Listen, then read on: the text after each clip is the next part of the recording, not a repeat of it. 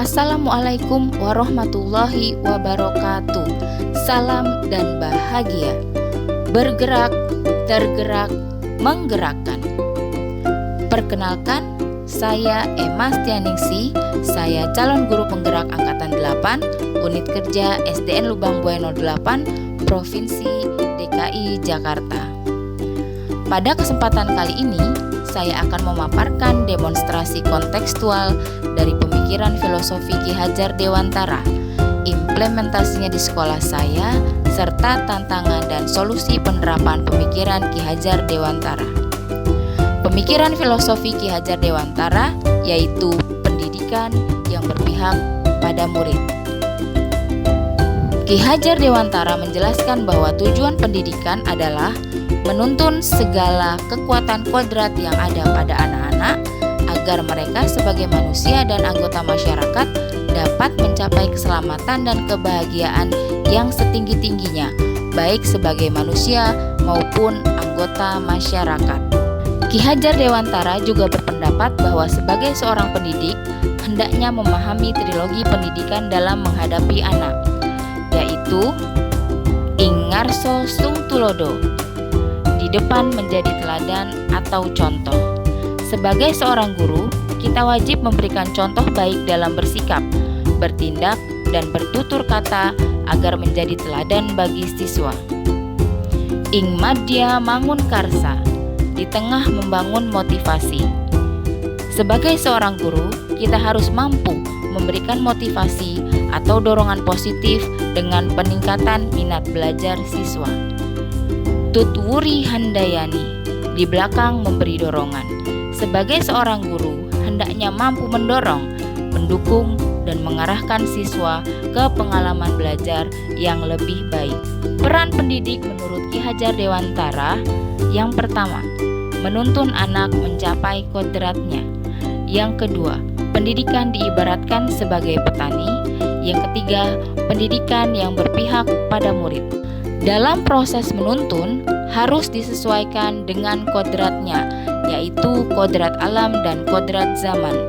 Anak diberikan kebebasan, namun tetap diarahkan. Kodrat alam yaitu berkaitan dengan sifat dan bentuk lingkungan di mana anak berada, baik kultur budaya maupun kondisi alam geografisnya. Sedangkan kodrat zaman adalah perubahan dari waktu ke waktu atau mengikuti perkembangan zaman yang ada. Dalam proses menuntun, anak diberikan kebebasan, namun tetap diarahkan agar anak tidak kehilangan arah dan membahayakan dirinya sendiri.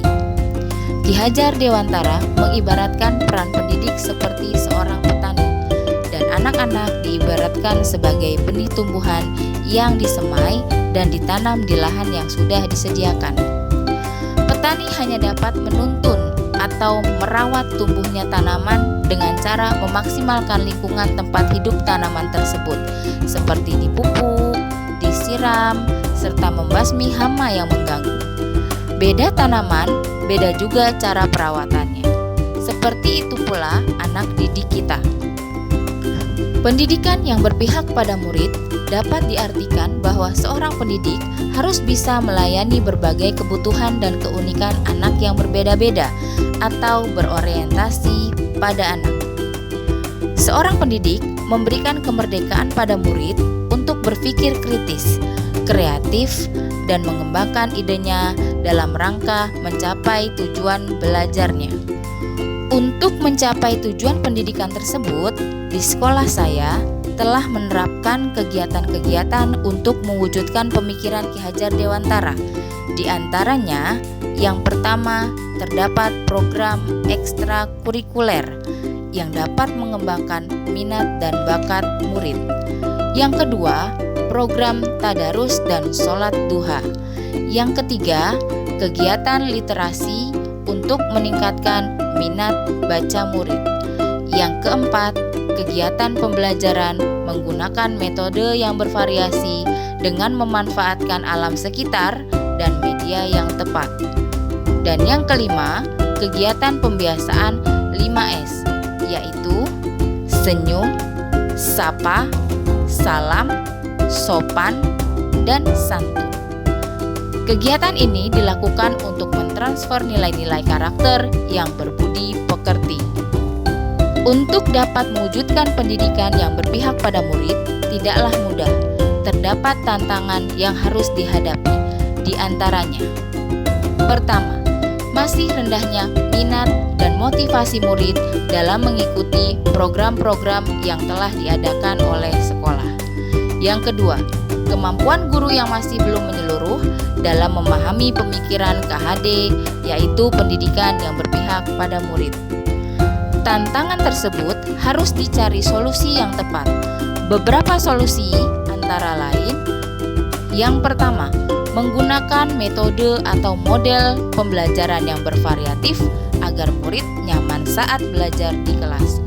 Yang kedua, guru harus mengikuti berbagai pelatihan atau workshop untuk dapat mengembangkan keterampilan dan menguatkan pemahaman tentang pendidikan yang berpihak pada murid. Yang ketiga, guru tidak boleh bosan dalam memberikan contoh teladan yang baik kepada murid. Akhir kata, jadilah guru yang selalu memberikan teladan yang baik, selalu memberikan motivasi, dan dapat memberikan pembelajaran yang berpihak pada murid. Demikianlah paparan demonstrasi kontekstual yang dapat saya berikan. Terima kasih. Wassalamualaikum warahmatullahi wabarakatuh.